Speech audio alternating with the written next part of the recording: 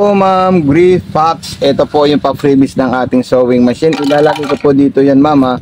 Ayan, may oil, may button holder at kung ano-ano pa po ma'am. Ayan. At ito yung additional natin ma'am. Okay?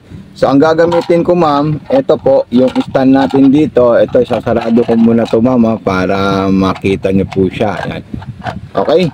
So ang gagamitin ko po ma'am, ito, trig stand natin dito yan ma'am. Ayan. Okay? Tapos yung full setup natin ma'am, huwag nyo po kakalimutan ma'am. Okay, ito po yung transformer natin ma'am. At ito naman po yung power cord natin. Itong power cord natin, dito po natin yan isasaksak po ma'am. At ito naman po transformer natin, dito natin yan isasaksak. So ayan, so meron na po yung power po ma'am, Griphax. Ayan po siya.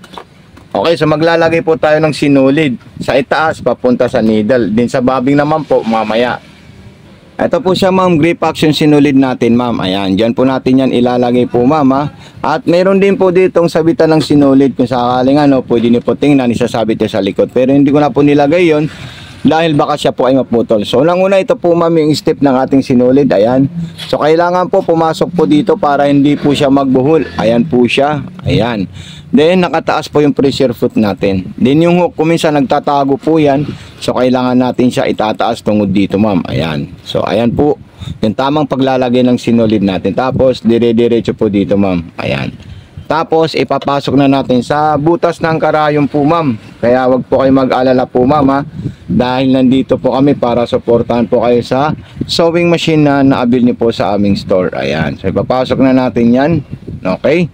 Then sumunod po dyan ma'am, tayo po ay magtatanggal ng bobbing sa ilalim. So ulitin natin ito tanggalin. Ayan. Dito po yung mga accessories, i-open nyo lang po ito. Ayan.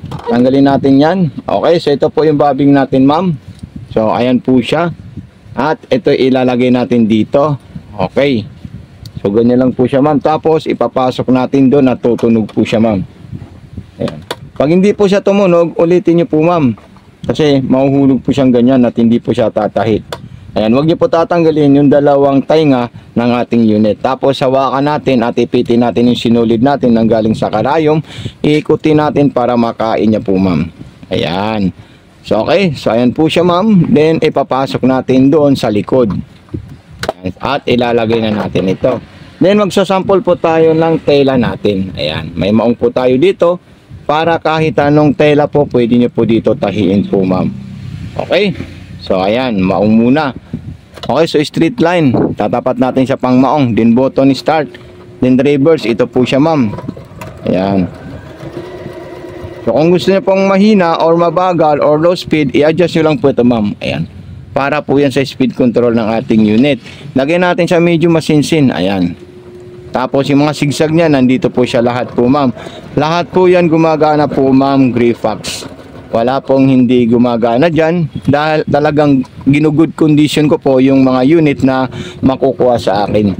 Ayan. Gusto ko po, hindi naman po perfect, pero as in good na good condition po. Kung kaya ko lang po i-perfect, ipe-perfect po natin sila lahat. Ayan. Ayan po siya ma'am. Grabe, napakaganda at napaka-solid yung stitches ng ating sewing machine. Yan. Okay, so another design naman po. Ayan, mga pang-garterize, kung ano-ano po. Talagang nasa good condition yung mga unit namin po ma'am, Griphax. Ayan.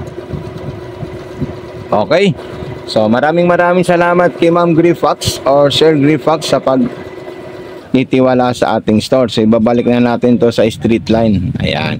At kung may mga katanungan po kayo, wag po kayo mag-alala po ma'am. Dahil nandito po kami para kami ay mag-support at full support sa mga soke or nakabili sa amin.